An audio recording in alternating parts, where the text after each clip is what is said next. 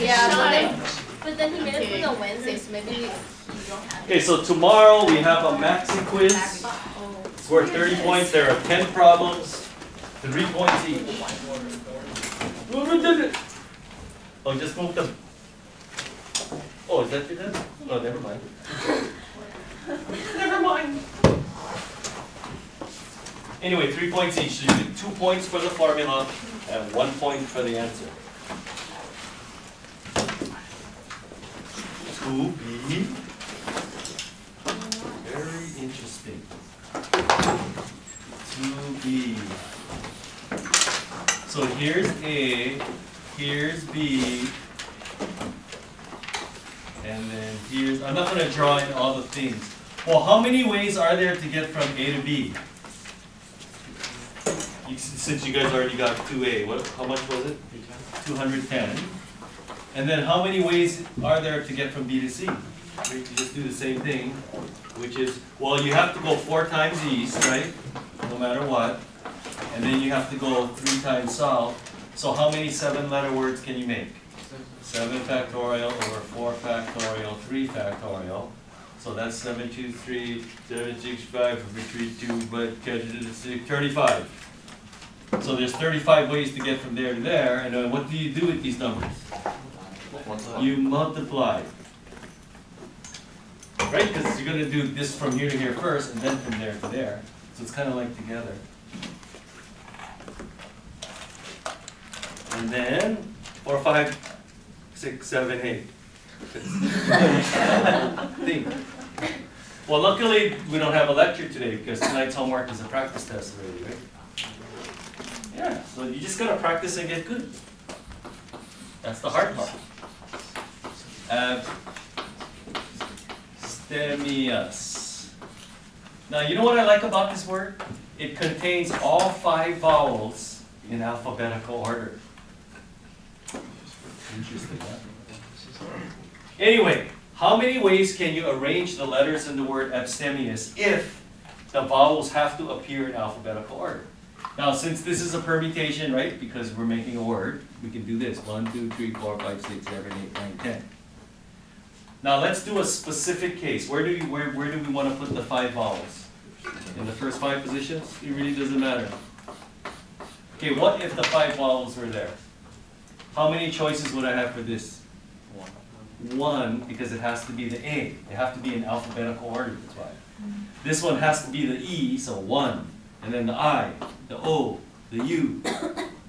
Now the consonants don't have to be in alphabetical order, so how many choices? 5, 4, 3, 2, 1. Now that's the easy part. Now you have to multiply by the number of cases. This is just the case when the vowels are in positions 1, 2, 3, 4, 5. Are there other cases? Yeah. 1, 2, 3, 4, 6. 1, 2, 3, 4, 7. 1, 2, 3, 4, 8. Do I really want to count them like that? No. So what is it? 10 choose 5. 10 choose 5. How come? I think there's 5 spots remaining. Okay. Well, it's like out of these 10 positions, how many ways can I select 5 of them to be the vowels? And choose 5. Out of these 5 positions, how many ways can I select 5 of them to be the consonants? 10 choose 5, right? Because once you pick either the vowels or the consonants, the other ones are determined already, right? Because you either have vowels or consonants. And then just when you think it's all over, uh-oh. Divide by 2.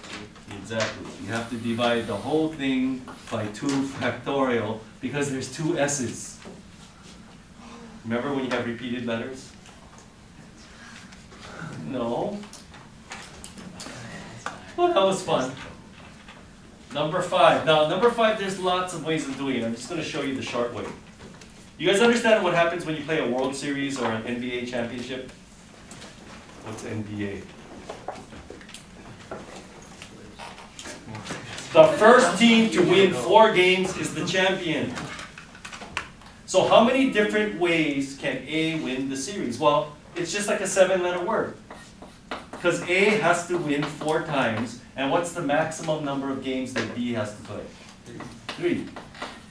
Or win. That's the maximum number of games B can win. So it's like a 7-letter word. How many 7-letter words can you make with 4 A's and 3 B's? 7 factorial, and since you have 4 A's, 4 factorial, and then 3 B's is 3 factorial. Now you might be thinking, yeah, but Mr. Park, if A wins the first 4 games, that means the series is over. You don't even play the last 3 games. Yeah, that's what this word means. Once A wins the 4th game right here, you don't play these last games. So that just means A won the first 4 games. But it's still a 7-letter word though. See, every time you make a 7, look, think of another 7-letter word like B, A, B, A, B. What does this mean? This means you only played 6 games because see, A won the 4th game right there. You don't play that last game. See, that means B won the 1st, A won the 2nd and 3rd, B won the 5th, A won the 6th, 5th and 6th, and that's it.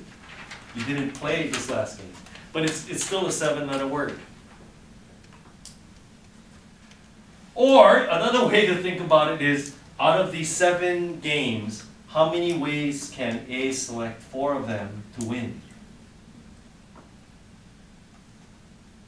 7 choose 4, right? And isn't this the same thing as 7 choose 4? Look at that formula. 7 choose 4. Yeah. How do you know they played 7 games? No, they don't. We don't know. Because when you play a series, you could play 4 games, you could play 5 games, you could play 6 games, or you could play 7 games, right? You don't have to play 7 games. The maximum number of games you're going to play is 7. But once A wins the 4th game, that's it. Wait, how do you know that's the max number? Because I watch TV. No, think about it, right? Because even if they alternate A, B, A, B, A, B, A, that's the maximum, right? If the series is tied at 3 games apiece, how many games did they play? 6. Yeah, so once you play one more game, one of the teams is going to win 4 already, right? So 7 is the maximum number of games you can play. Okay. So just think of it as a 7-letter word. That's probably the easiest. Okay, number 6. But then we're only doing 6C, 6B, B and C, but you can do D? No, no. That is strange. G. D is D. There's no E. No, D. Yeah, that's what I mean. B and C, but not D. No, C and D. But it says B. I didn't put B. Okay, never mind. I see a B there though. No, I did it. I put it down first and then someone rewrote it to make it small for you.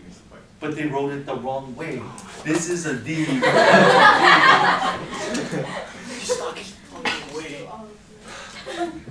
Do all of them? No, not A. Not A, oh thank you. Okay, we have a circular table. How many ways can these 7 women, well, can I assume they're women? These are all women's names, right? Anne, Betty, Cindy, Diane, Ellen, Fran, and Google. That's all women's names. Okay, Betty and Fran must sit together, so you put them on a bench. Remember? If people have to sit together, you make a bench. And then you still have 5 other people, so they have 5 individual chairs like this. So how many things are there around the circular table? There's 6 things. How many ways can you arrange 6 things around a circular table? 5 factorial. But on this bench, there's 2 people. So how many ways can they be arranged on the bench? 2 factorial. There's your answer. Or do you really want to write in the 1 factorial for each of the chairs? Well, I'm not. You can, but I'm not. Okay, next one. Anne, Ellen, and Google must sit in consecutive seats. So, if Anne, Ellen, and Google got to be together, you make a longer bench. 3 people, which means you need 4 individual chairs. So how many things do we have? We have 5 things. How many ways can you arrange 5 things around a circular table? 4 factorial. But on this bench got 3 people, how many ways can they be arranged on that bench? 3 factorial. See how easy this is? And then D. Betty and Fran have to sit together, so 1 bench. And Ellen and Google have to sit together, so you get a longer bench. And then you need 2 other individual seats. So there's 4 things around the circular table. How many ways can they be arranged? 3 factorial. But on this bench get 2 people. And then this bench get 3 people. Ta-da! So you write that down, you get 2 out of 3 points tomorrow, and then can you compute? I tried to keep the numbers down. So I think there's one card problem, but I think I made it a 3 or 4 card hand. Because 5 card hand, the numbers get big, yeah. All right. Looks like we're gonna finish pretty early today. Next, number 7. How many people got number 7 without help? You guys got it on your own. How did you do it, Ty? It was 8 by 8, yeah, so I just made it a 16-letter word over 8 feet. And it came out. Really? Yeah. 16 choose 8. Yeah. Or like over 8. So 16 factorial over 8 factorial, 8 factorial. Yeah. And you sure that's the answer? It was on the bottom. And you checked it on your calculator? Yeah. Well, that's interesting now. I gotta think about that. And wait, how did you do it? I added 1 to 8 and then I squared it. But how did you know to do that? Because that's how I could get the answer. No, but I don't know, there's something I was thinking about, like, But you can't remember now. I think Oh. it's, Okay, I'm gonna show you a way. This is gonna bring tears to your eyes. If you need to get Kleenex, so the piano bring it now. This is gonna bring tears to your eyes. So beautiful. So here's an 8 by 8. Not the picture. The picture is not gonna bring tears to your eyes. It's the solution. Now, actually, one time they needed a sub for 6th grade, so I said, "Oh, I'll do it. I'll sub for 6th grade." Like it was during my free period, so then I went down, and then we went over their homework, and there was nothing left. So I said, "You know what? We're gonna do this problem." But see, in elementary school, you do it a different way than you do it when you're in high school, right? Like in elementary school, how would you figure out how many rectangles there are? Well, first you would go, how many 1 by 1 rectangles are there, right? 64, okay. How many 1 by 2 rectangles are there? Like right here, see, 1 by 2 right there. So like in the first row, how many are there? 1, 2, 3, 4, 5, 6, 7. There's 7 in the first row, but then aren't there 8 rows? So times 8. But then you gotta times it by 2 because it could be that way, that's why, right? So that's how many 1 by 2s, and then you just count 1 by 3, 1 by 4, 1 by 5, 1 by 6, 1 by 7, 1 by 8, then 2 by 2, 2 by 3, 2 by 4, 2 by 5, and you just keep doing that until you get to 8 by 8, right? There's only one 8 by 8 rectangle, right? And but see, that's the way you do it in elementary school. Watch this. This is so beautiful. So let's draw in one such rectangle, like right here. Would you agree that a rectangle has to have a left side and a right side? Are you really thinking about it? Would you also agree that a rectangle has to have a top side and a bottom side? It has to have 4 sides, right? Okay, now, how many vertical lines are on this 8 by 8 checkerboard? How many vertical lines are there? 9. There are 9 vertical lines, right? You gotta think about that one too. Out of these 9 vertical lines, how many ways can I select 2 of them to be the left side and the right side? 9 choose 2. Right? Because every time you select 2 of the lines, like this one and this one, that determines the left and the right side. Or if you pick this one and this one, see, that determines the left and right side already. Or this one and this one. You get it? How many horizontal lines are there? 9. How many ways can I pick 2 of them to be the top and the bottom? 9 choose 2. Multiply it and boom, there's your answer.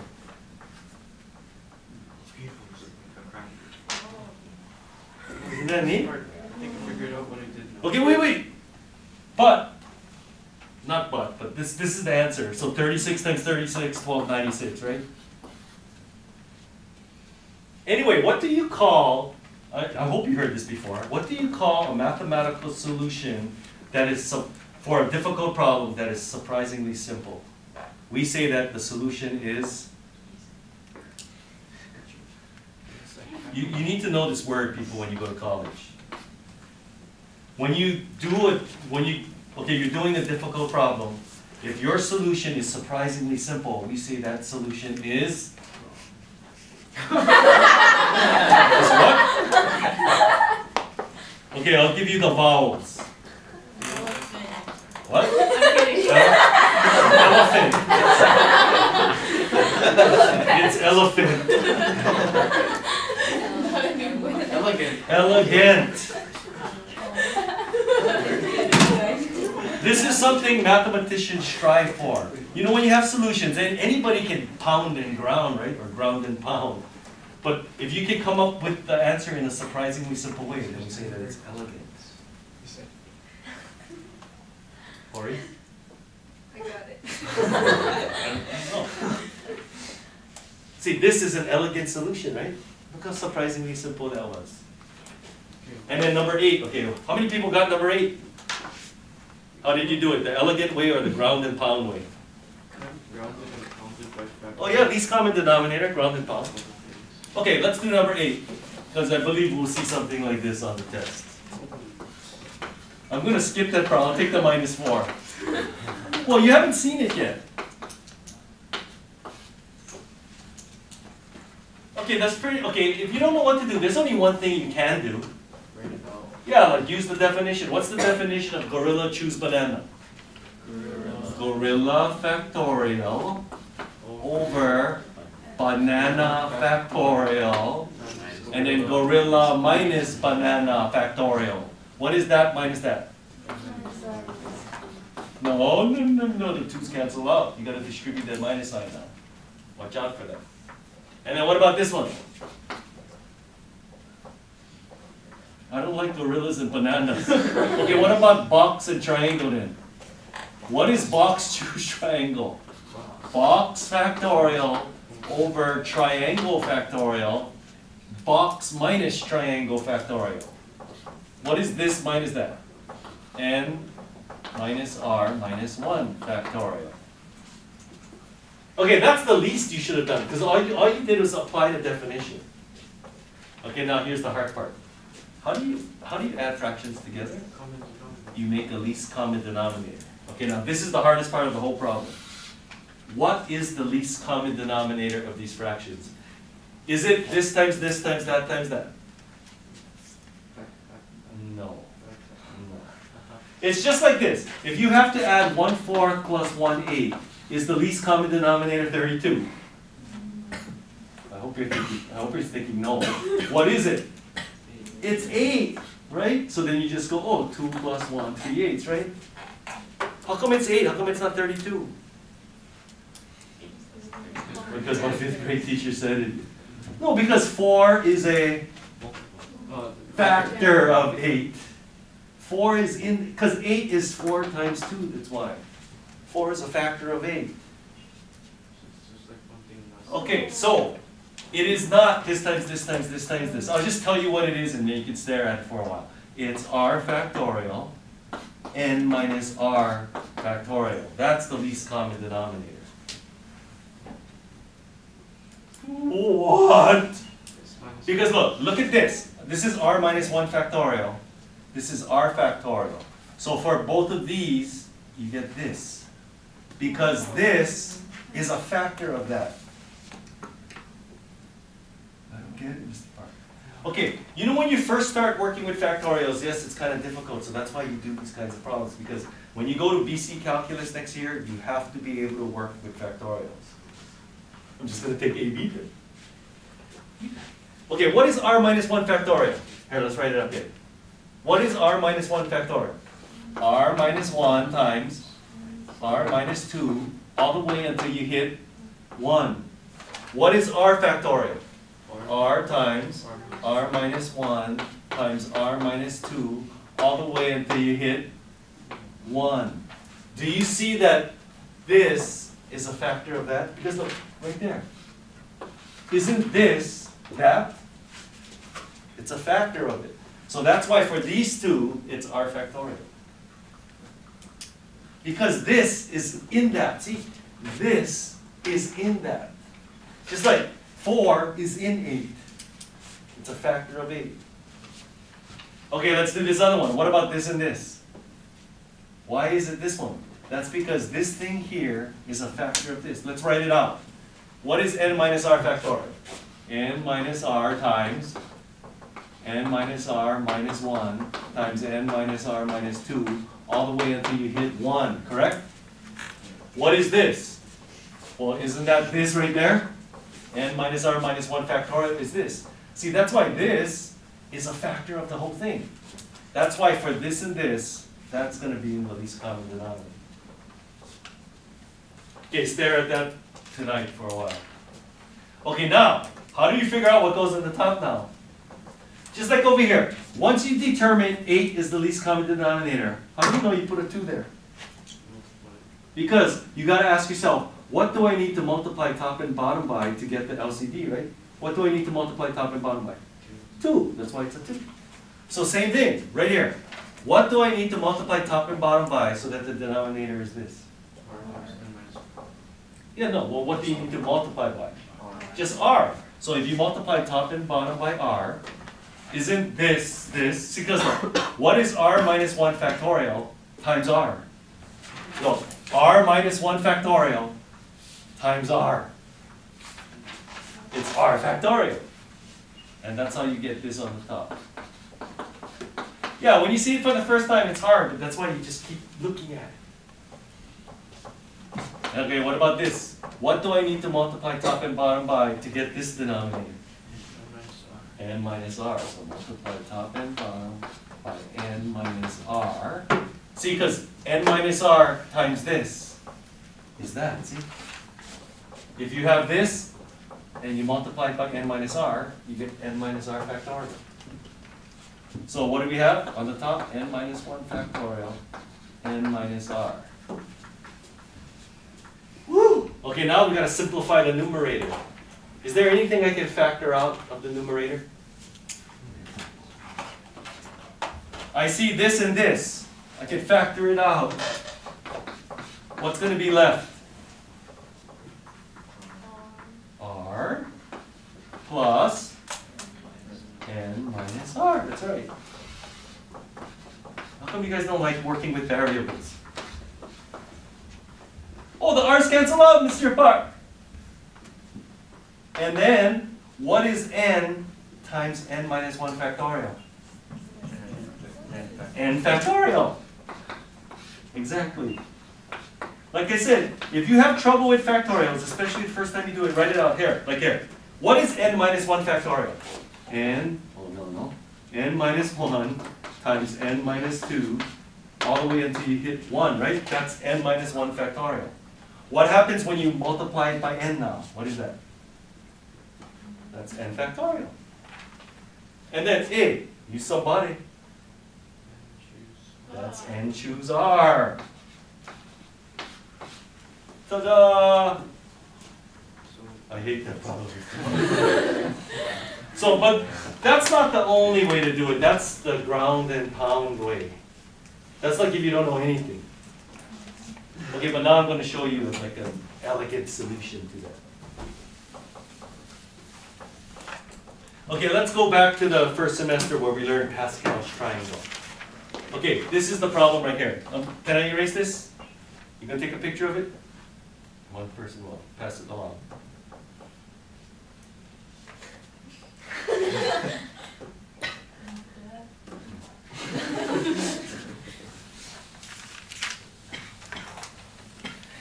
Okay, here's the problem. Is there a better way to do this?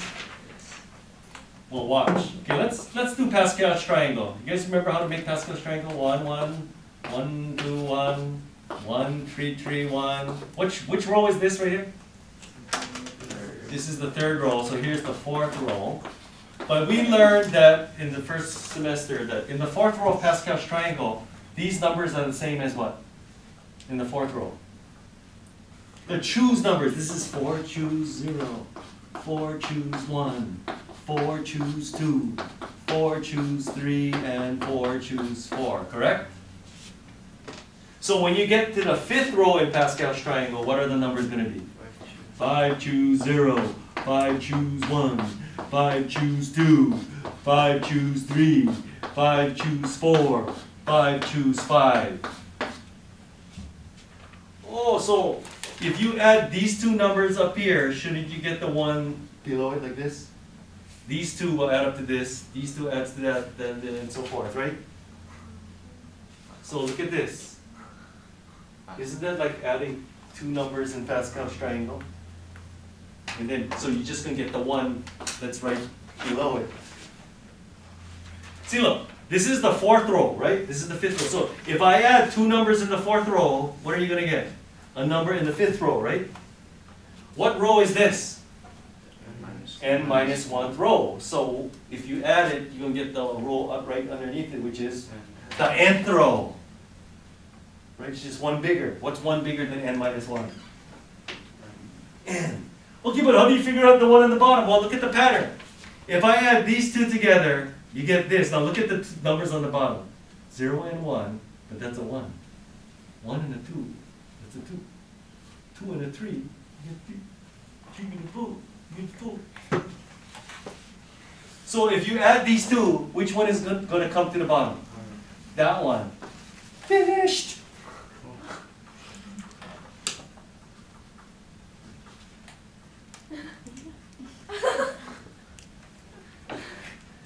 Oh, you want it? I'm sorry, I got in the way. Isn't that good? You guys are missing out on these beautiful problems. Okay, tonight's homework is just a practice test. And just see, now all the problems are mixed up. So when you do tonight's homework, this is what you got to think while you're reading the problem. Is this a permutation or a combination? Should I compute it directly, or should I do the complement and subtract it from the total? That's the kinds of things you got to be thinking of when you do it. You got to start categorizing. Any questions? Okay, so tomorrow we got the Maxi quiz. Hopefully that won't take too long. How long do you think it's going to take you to do 10 problems? No comment. 39 bars.